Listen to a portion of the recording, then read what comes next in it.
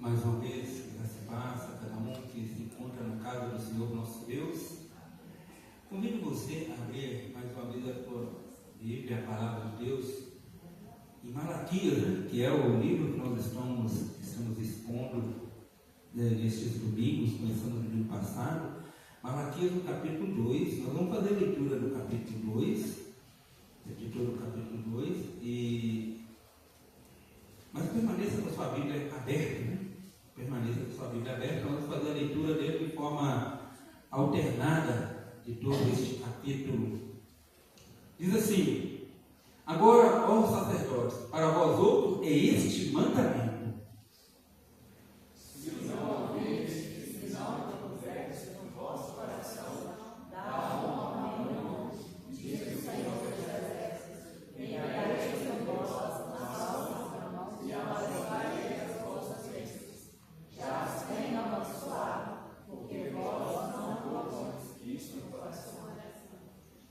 Eis que vos reprovarei a descendência, atirarei excremento ao vosso rosto, excremento dos vossos sacrifícios, para junto desses sereis levados. Então sabereis que eu vos enviei diretamente, para que a minha aliança continue correndo, diz o Senhor dos Exércitos. Minha aliança com ele foi de vida e de paz. Ambas lhe dei, eu para que ele temesse. Com efeito, ele me temeu e tremeu por causa do meu nome. A verdadeira instrução esteve na sua boca, e a justiça não se achou nos seus lábios. Andou comigo em paz e em retidão, e a iniquidade apartou a muitos. Porque os lábios do sacerdote devem guardar o conhecimento, e da sua boca devem os homens procurar a instrução, porque ele é mensageiro do Senhor dos Exércitos. Mas vós tendes desviado do caminho, e por vossa instrução tendes feito tropeçar a muitos. Violaste a aliança de Levi, diz o Senhor dos Exércitos. Por isso também eu vos fiz desprezíveis e indignos diante de todo o povo, visto que não guardaste os meus caminhos e vos mostraste parciais no aplicar a lei. Não temos nós todos o mesmo Pai? Não nos criou o mesmo Deus? Porque seremos desleais uns para os outros, profanando a aliança de nossos pais. Judá tem sido desleal, e a abominação se tem cometido em Israel e em Jerusalém, porque Judá profanou o santuário do Senhor, o qual ele ama, e se casou com a adoradora de Deus estranho. O Senhor eliminará das tendas de Jacó o homem que fizer tal, seja quem for, e o que apresenta ofertas ao Senhor dos Exércitos. Ainda fazeis isso, cobris o altar do Senhor de lágrimas, de choro e de gemido, de sorte que ele já não olha para a oferta, nem aceita como um prazer da vossa mão.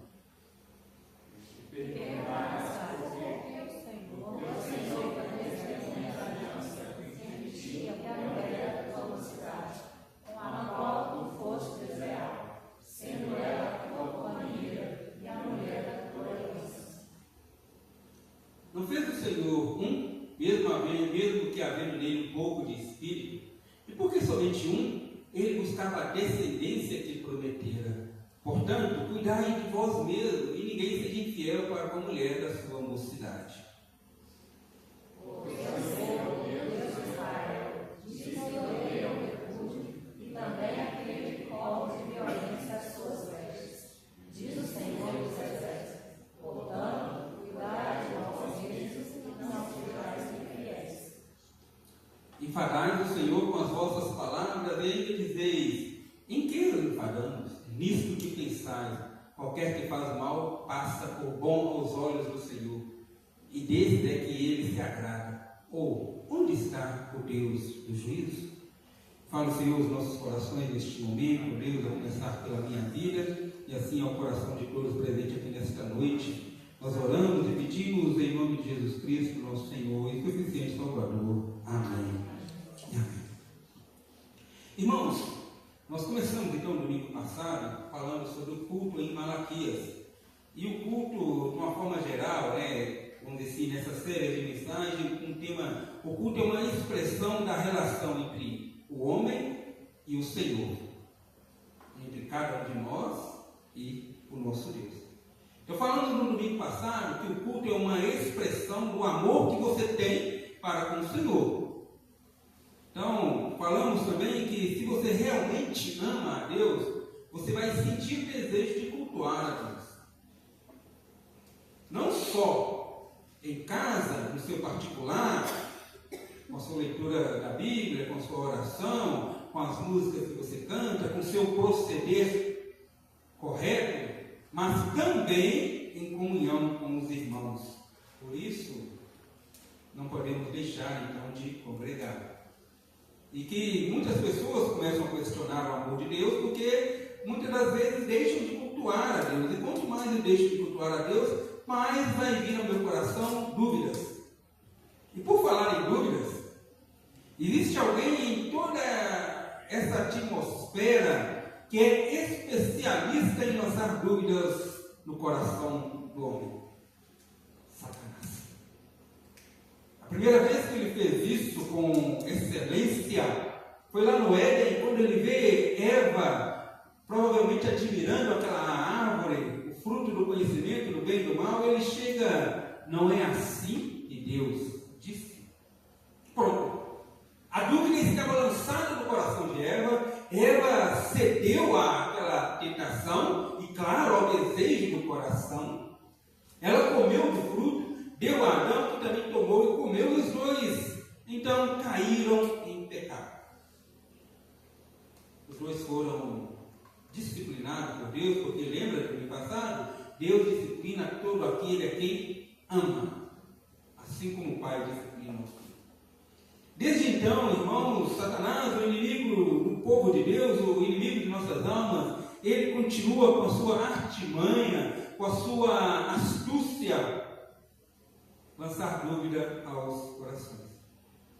E durante todo o período da história, é assim que ele foi agindo. Ele foi levantando pessoas, que a Bíblia fala de falsos profetas, não só no relato bíblico, como uma história extra-bíblica. Ele vai levantando pessoas, falsos mestres, falsos profetas, que vão desviando o povo de Deus com suas doutrinas, que são, na verdade, heresias. E assim o povo vai se distanciando do seu Deus por falta de conhecimento. Mas muitas das vezes também, nós vamos ver hoje, esse povo, ele não só aceita, como ele compactua, e isso não tira a responsabilidade dele. Mas por outro lado, e louvado seja Deus, Deus tem levantado ao longo de toda a história, assim também nos relatos bíblicos, como também na história extra-bíblica, ou seja, fora da Bíblia, Deus tem levantado servos fiéis, homens e mulheres que ao longo da história se levantaram para se posicionar, para marcar território contra heresias, contra falsos ensinos, contra erros doutrinários. E assim, com fidelidade, esses irmãos, eles pregavam a palavra divina, confrontando as heresias de sua época. Um grande exemplo, nós também falamos um pouquinho na quinta-feira passada, foi o que aconteceu em 1643, na Assembleia de Westminster, lá na Inglaterra, onde 121 teólogos reunidos, convocados pelo parlamento inglês, eles então se reúnem durante vários anos e vão fazer uma confissão de fé, cujo objetivo era posicionar-se contra os ensinos errados que estavam ali afetando a vida da igreja. Como também fazer algo para orientar a igreja no seu governo eclesiástico, na forma de cultuar a Deus. Isso nós conhecemos, esses são os documentos de igrejas reformadas, como a nossa adota, chamada de símbolos de fé, que é a confissão, e os nossos catecismos maior e breve. E no breve catecismo, que são perguntas mais simples para ser ensinado a quem está começando na sua caminhada cristã, a primeira pergunta é: qual o fim principal do homem? Qual é a finalidade? Para qual motivo Deus criou de nós, desde Adão e Eva até aqueles que ainda vão nascer. E a resposta é bem simples. O objetivo é glorificar a Deus e alegrar-se nele para sempre. Glorificar a Deus e ter alegria em Deus. Hoje de manhã, quando falamos com as crianças, que esse dia eu olhei a palavrinha alegria, falei, olha, a alegria nossa não pode estar numa geladeira cheia. A alegria nossa não pode estar numa casa confortável. A alegria nossa não pode estar em ter dinheiro, porque a geladeira vai ficar vazia.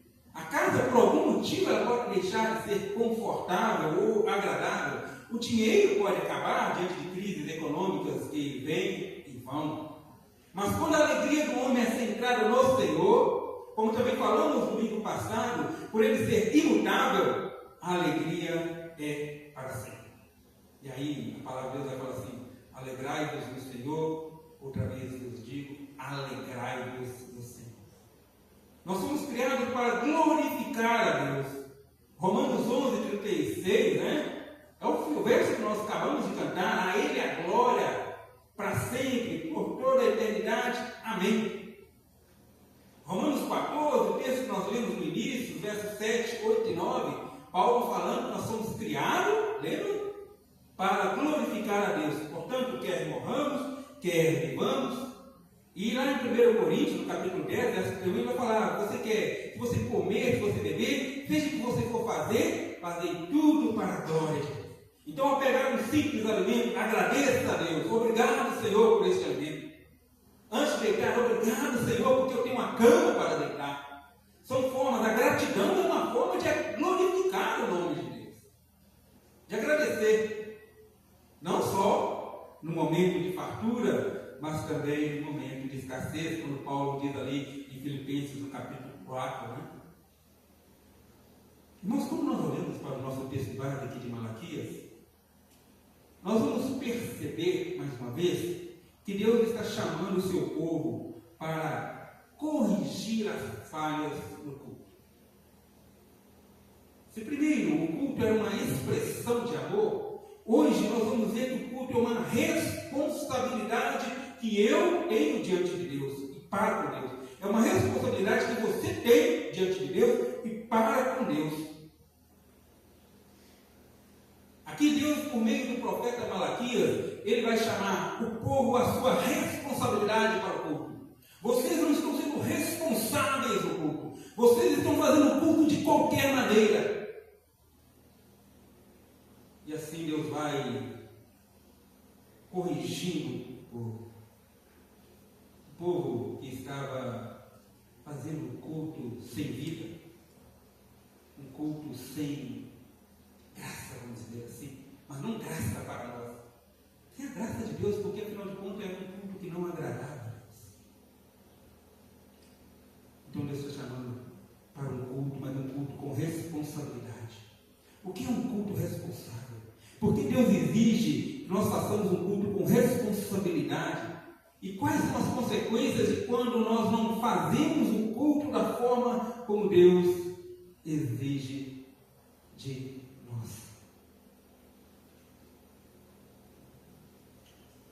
Primeira coisa que eu quero destacar aqui com os irmãos, normalmente nós seguimos o texto aí na ordem, Só que nós vamos lá para os versos 6 a 9.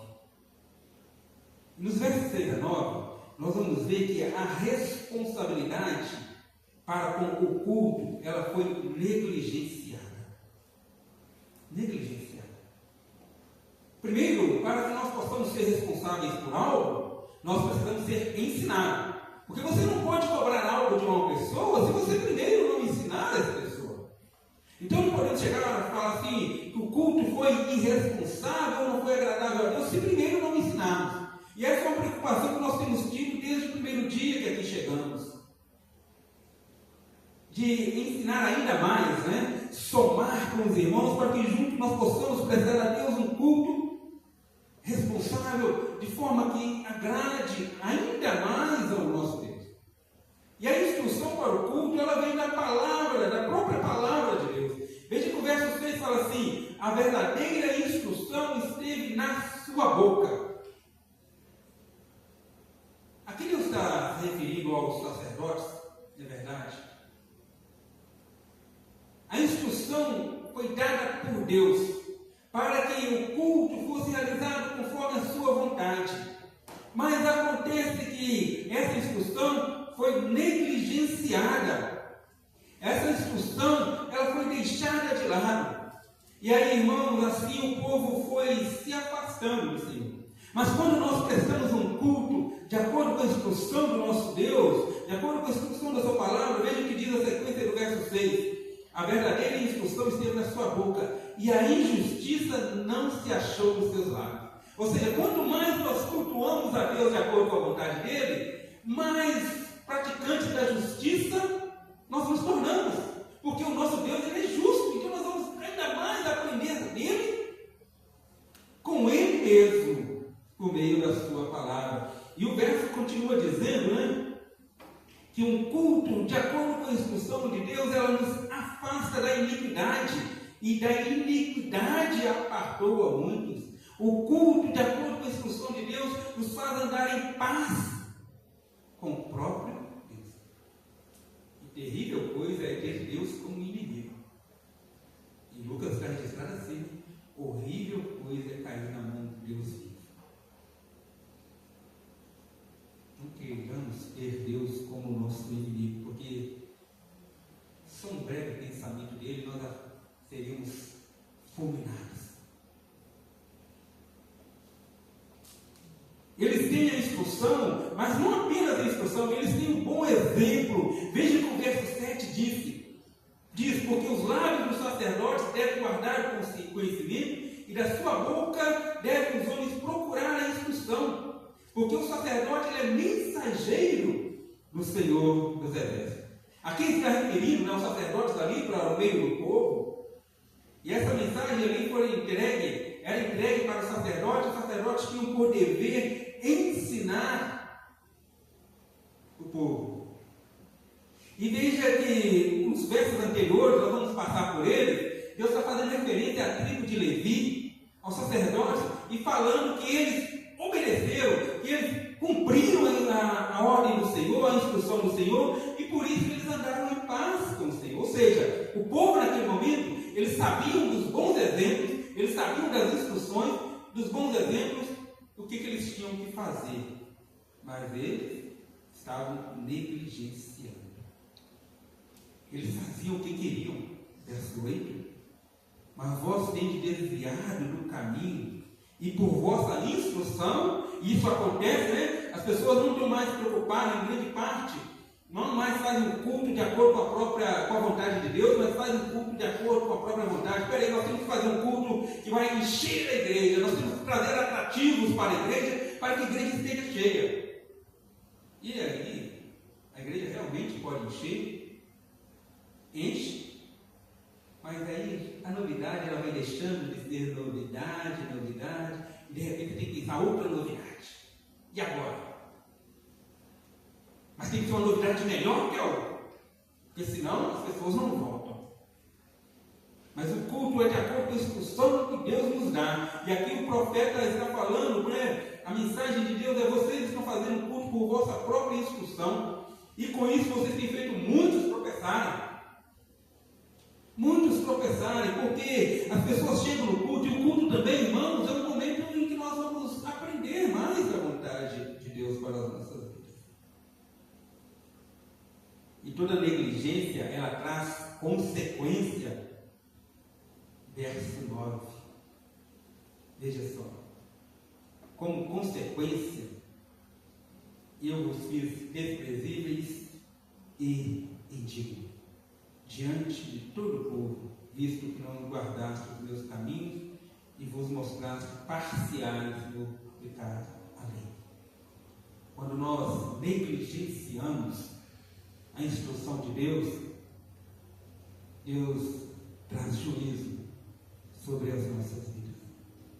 Irmãos, quantos líderes fazem tropeçar o rebanho do Senhor? Quantos líderes desprezam a instrução do Senhor? E esse texto aqui de Malaquias é especialmente voltado para a liderança, quando eles têm que, quando precisam conduzir a igreja num culto agradável a Deus, de acordo com a instrução de Deus, e eles não fazem.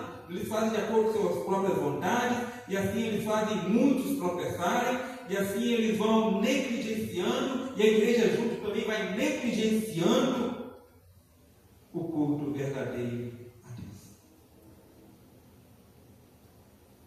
E assim, se o culto é negligenciado, tem os responsáveis. O primeiro responsável aqui é o sacerdote. Veja os versos de 1 a 5. Mas no lugar do sacerdote, quando eu falar você, também se aplica, claro, a mim. Aqui o texto foi primeiramente direcionado aos sacerdotes. Mas naquele contexto, para nós hoje, já vamos trazer uma aplicação direta. É certo que o verso primeiro aí, ele faz menção direta aos sacerdotes. Veja só, agora, ó sacerdote, para vós ouço este mandamento. Mas se fosse só para eles naquela época, com certeza Deus não haveria, ou não teria preservado esse texto e incluído nas Sagradas Escrituras para nós aqui nesta noite, para toda a igreja do Senhor espalhada pela face da terra. É porque também serve para nós. Tanto que Pedro, em sua primeira carta, no capítulo 2, verso 9, ele fala assim: vós sois raça eleita, sacerdócio real. Ou seja, nós somos sacerdócio real do nosso Deus. Então nós temos a nossa responsabilidade, a responsabilidade do culto, primeiramente ela é individual. Ela não é apenas do líder, ela é individual. Então o que quer dizer isso? Você deve honrar a Deus. Veja o verso 2. Se você não ouvir e não propuser isso no vosso coração, em dar honra ao meu nome, ou seja, nós somos confrontados para honrar a Deus com o nosso culto. Lembra do verso 6? Se eu sou pai, se o filho honra o pai e eu sou pai, onde está a minha honra? E o verso 2 ele continua, né? Diz o Senhor dos Exércitos: se você não me honrar, eu vou enviar a maldição, eu vou amaldiçoar as vossas bênçãos. Irmãos, quantas pessoas recebem bênçãos da mão do Senhor e não administram corretamente essas bênçãos, e de repente essas bênçãos são motivo para que essa pessoa vai deixando de cultuar a Deus, vai se afastando da comunhão, e quando percebe, aquela bênção na verdade se tornou uma maldição. Mas isso acontece porque a pessoa antes ela não cultuava a Deus como deveria cultuar, de acordo com a vontade ou instrução do próprio Deus. Você deve honrar a Deus, porque senão a humilhação é certa. Mais uma vez, não é uma ameaça, é Deus cobrando o direito que é dele, agora nos chamando a nossa responsabilidade. Veja o verso 3, que diz: eu vou reprovar a vossa descendência. Mas aqui, interessante, que aqui não fala necessariamente de descendência no sentido de filhos. Aqui está descendência, aqui é a mesma palavra ali para semente. Então a referência é a agricultura, é a sua produção, é o seu sustento. Tanto que o restante do texto vai dizer que, olha, atirarei excremento ao vosso rosto, excremento dos vossos sacrifícios. Então não está falando de descendência de filhos, né? Está falando de bênçãos mesmo, bênçãos relacionadas ao sustento. O que quer dizer esse verso aqui? Quando o povo levava o animal para ser sacrificado, é claro que ali, diante do sofrimento dele ser sacrificado, ele fazia as suas necessidades, ele não mais conseguia segurar. O sacerdote vinha com as ferramentas consagradas, com a pá, que é a ferramenta consagrada, e limpava tudo ao redor e jogava fora. Mas veja que aqui Deus está falando com o povo, né? Se vocês não me cultuarem da forma como eu estou instruindo, eu vou pegar isso e vou lançar no rosto de vocês. Ou seja, vocês vão ser humilhados com aquilo que vocês trazem para me cultuar. Porque como vimos no capítulo 1, eles levavam para o culto, para o sacrifício, animais cegos, doentes, defeituosos, que nem as próprias autoridades humanas aceitariam. Você deve honrar a Deus, porque é Ele que sustenta. E esse texto também já faz referência, por exemplo, aos bens materiais, porque lá no capítulo 3, Malaquias vai falar, por exemplo, dos dízimos e da oferta. Você deve honrar a Deus, porque é parte da aliança que Ele fez. Deus nos escolheu para que nós possamos cultuá-lo de forma a honrar o nome dEle. E Ele é o Deus de paz, de vida e paz. Irmãos, a responsabilidade do culto ela não é apenas individual, mas ela é também coletiva. E aí, a partir do verso 10, Deus, de uma forma didática, se no primeiro capítulo ele falou da relação de um pai para com o filho e do servo para com o Senhor, para poder ensinar o povo, aqui Deus vai usar a figura do casamento. Deus vai pegar algo que realmente estava acontecendo, vai corrigir ao povo e ao mesmo tempo vai ensinar ao povo.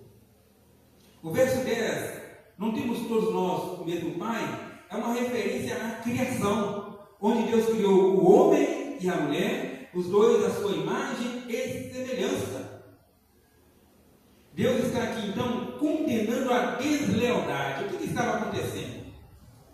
Os homens ali, eles estavam repudiando suas mulheres por qualquer motivo, dando carta de divórcio e casando-se com mulheres estrangeiras. Mas eles esqueceram que o grande problema de Israel foi porque muitas das vezes essa união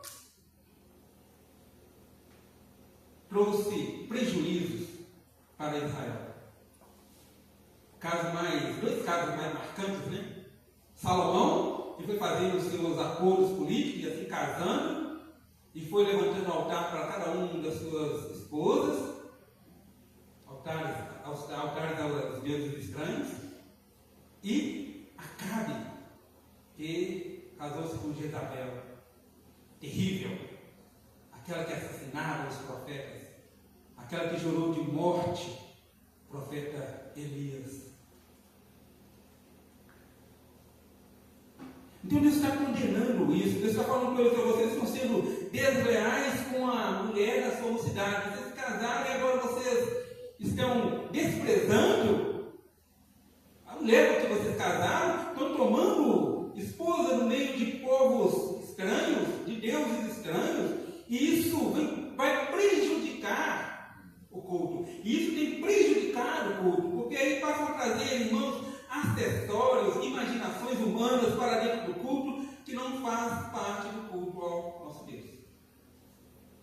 Isso acontece hoje, quando mais uma vez o culto ele é levado pela imaginação humana. Quando vamos trazendo, as igrejas vão trazendo elementos estranhos para dentro do culto. O culto vai ficando cheio de adereços, você não mais consegue nem prestar atenção no que está sendo cantado ou no que está sendo pregado, mas fica assim toda hora olhando para aquele tanto de adereços que muitas das vezes aparece. Não estou falando, não sou contra um tempo confortável, desejamos, pedimos a Deus, não sou contra algo belo, né? Que Deus nos abençoe, que um dia nós possamos ter algo, um tempo mais confortável. Mas quando nós começamos a trazer essas coisas para dentro do culto como uma forma de atrair as pessoas, nós perdemos o foco, que é a palavra de Deus, que é a instrução. E assim, esse povo iria trazendo elementos estranhos para dentro do culto, e esses elementos iam fazendo parte do culto, mas eram elementos que não podiam fazer parte do culto porque não foram instruídos ou ensinados, exigidos pelo próprio Deus. Quando Deus então nos faz essa analogia entre a vida familiar e o culto a Ele, Ele de uma forma didática, Ele está ao mesmo tempo repreendendo a infidelidade conjugal e ao mesmo tempo ensinando a fidelidade. Afinal de contas, a igreja é chamada de a noiva do Cordeiro, a noiva de Cristo. E essa noiva não pode se contaminar com o mundo. Essa noiva tem que estar pura, santa, separada para o dia que o noivo voltar para buscar.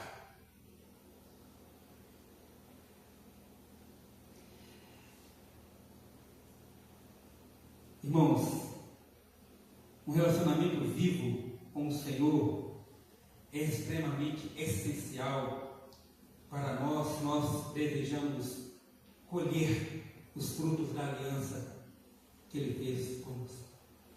E aqui Deus está falando, olha, nessa aliança, vocês têm a responsabilidade, que é cultuar o meu nome de forma correta. O principal pecado de Jacó, de Israel, foi negligenciar esse relacionamento. Malaquias, por 2 vezes, define o pecado de quebrar a aliança. Veja o verso 8, né? Vocês têm se desviado da aliança de Levi.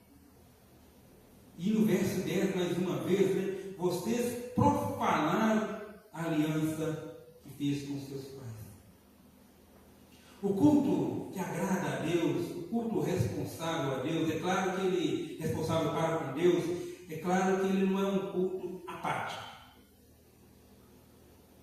É claro que ele não pode ser um culto em que as pessoas acabam mais cochilando do que participando do culto. Mas, por outro lado, o culto que realmente agrada a Deus é o culto onde a palavra dele é a centralidade. Lembra de Jesus em caminho de Emaús? Quando os 2 discípulos estavam tristes, Jesus se aproxima.